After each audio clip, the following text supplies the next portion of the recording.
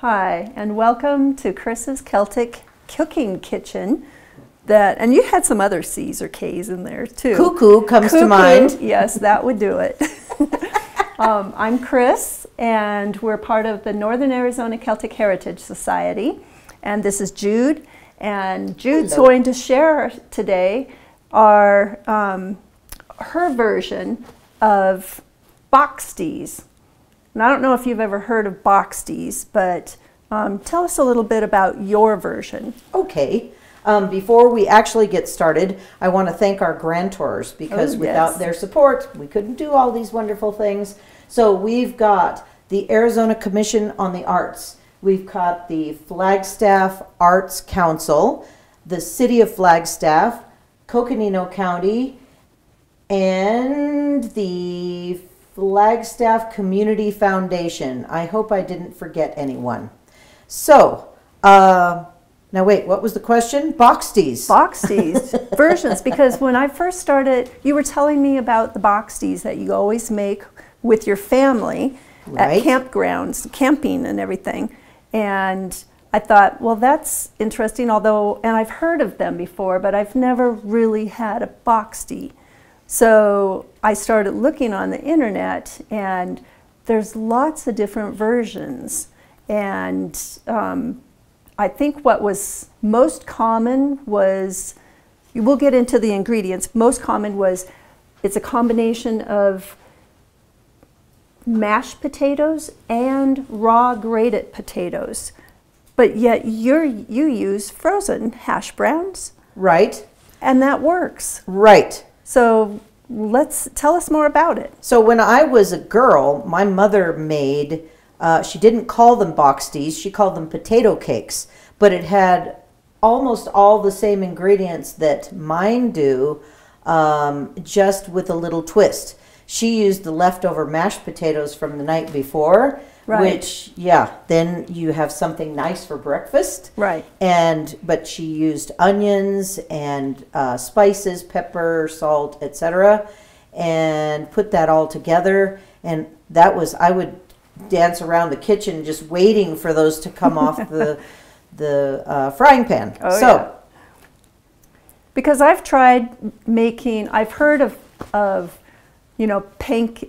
potato pancakes, and I've tried with leftover mashed potatoes, but it doesn't really work. They get all lacy at the edge and everything.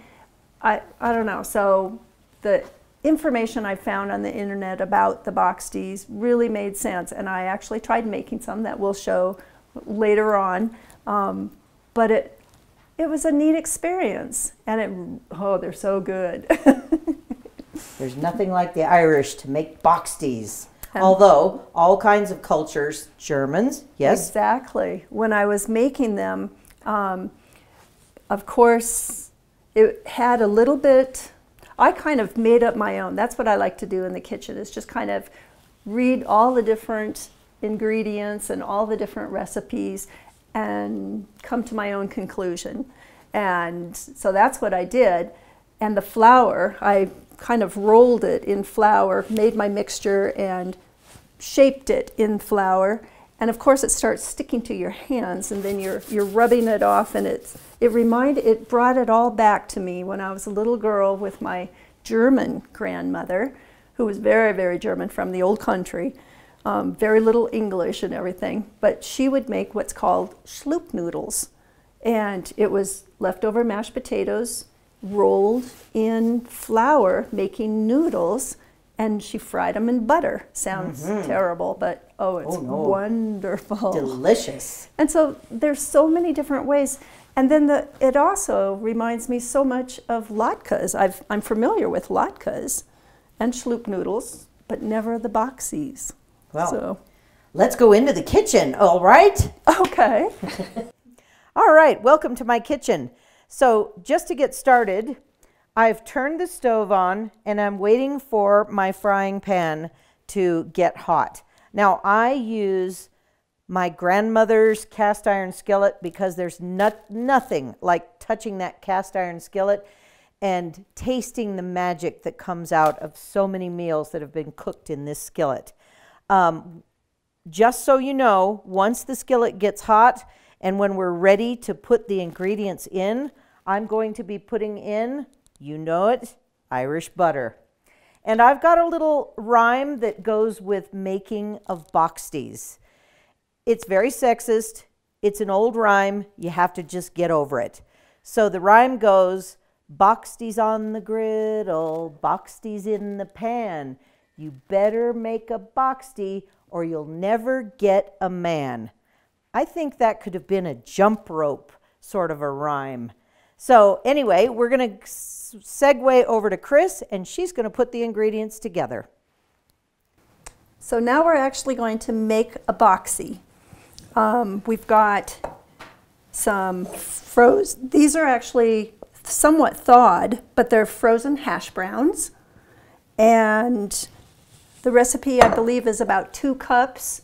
And then we've also got, we're going to add some buttermilk. Actually, it's half and half. Oh, half and half. You're right. Some of the recipes I read used buttermilk, and actually in mine I used sour cream. So there's variations, all sorts of variations that you can use. But it's just a little bit. Then there's a little flour that holds it all together. And the spices. Oh, yes. I just mixed that in. And an egg. An egg helps hold it all together also.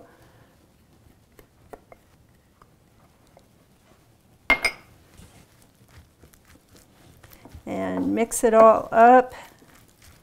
This is so much easier than the ones I tried. This has got to be the easiest recipe. I think yours is great. And that's great for camping. Yeah, so easy. Little prep work. It's good. And also some green onions chopped.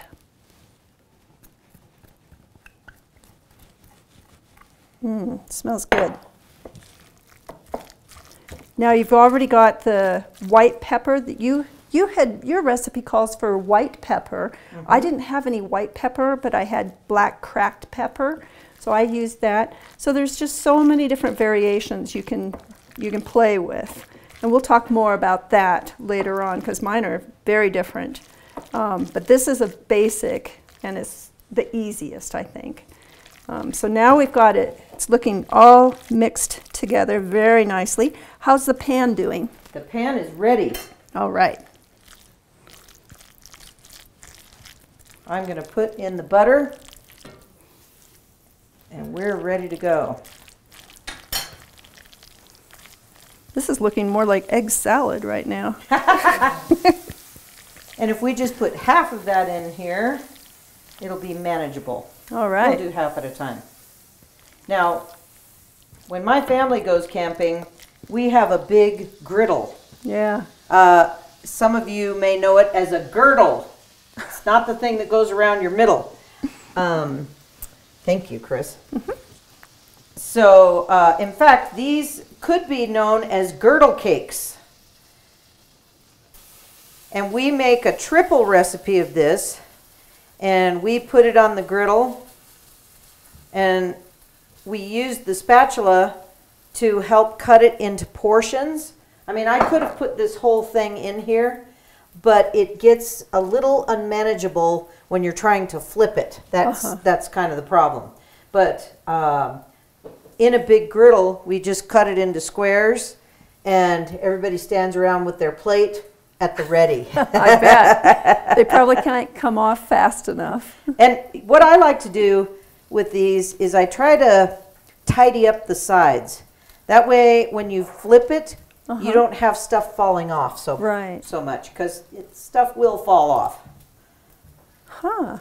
See, that's so different than the recipe I made up, I guess, or just kind of collect it from all the other recipes I found online, was a little different in that you make your mixture, whatever it is, and I included cheddar cheese and sour cream and all sorts of yummies in there. But then I shaped it on a bed of flour, and that's why it was getting all over my hands. And that's what my mother used to do as well. And you'll see, they look a little different too. They fry up a little different. Yep.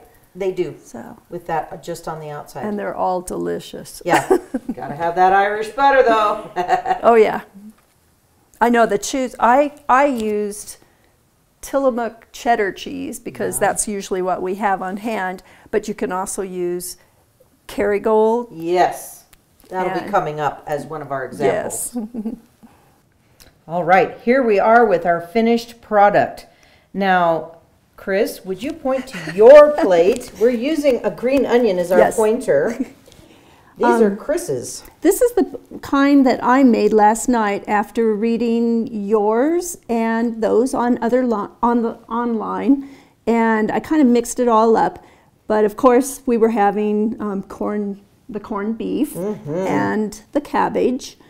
And with the cabbage, I love to put sprinkle caraway on it, and black cracked pepper. It's yummy, and of course butter. But these pancakes or Boxties were kind of different in that, like I say, I put the flour to shape them, and you can see they're more rounded. Your edges are kind of irregular. Well, so am I. So it works totally. But I think the flour gives it a little bit of a different taste too.